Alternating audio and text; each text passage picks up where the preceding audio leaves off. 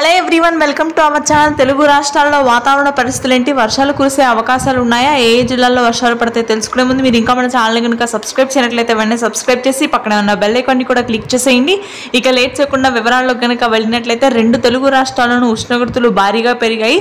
అయితే పలు జిల్లాల్లో మాత్రం చిరుజల్లు తేలికపాటి వర్షాలు నమోదవుతాయని వాతావరణ కేంద్రం వెల్లడించింది. రానున్నటువంటి వారం రోజుల పాటు అత్యధిక ఉష్ణోగ్రతలు నమోదవుతూ రాత్రి సమయంలో హీట్ వేవ్ కారణంగా చిరుజల్లు అదేవిధంగా తేలికపాటి వర్షాలు నమోదవుతాయి.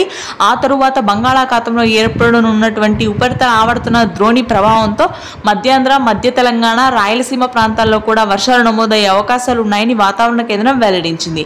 హైదరాబాద్, అమరావతి వాతావరణ శాఖ నివేదిక ప్రకారం ముఖ్యంగా మనకి హ్యూమిడిటీ అత్యధికంగా ఉన్న గుంటూరు, కృష్ణా, కోనసీమ, నెల్లూరు, ప్రకాశం జిల్లాలో వారం రోజుల తరువాత ఉపరితల ఆవర్తన ద్రోణి వల్ల వర్షాలు నమోదు కానున్నాయి.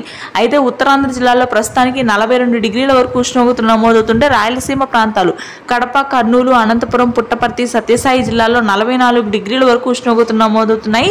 ఇదే విధంగా కొనసాగుతుంది. మధ్య తెలంగాణ, ఉత్తర తెలంగాణ జిల్లాలో పలు ప్రాంతాల్లో చిరుజల్లు నమోదవుతాయి ఈ రోజు రాత్రికి. ఇది ప్రస్తుతానికి ఉన్న weather update. Thanks for watching this video.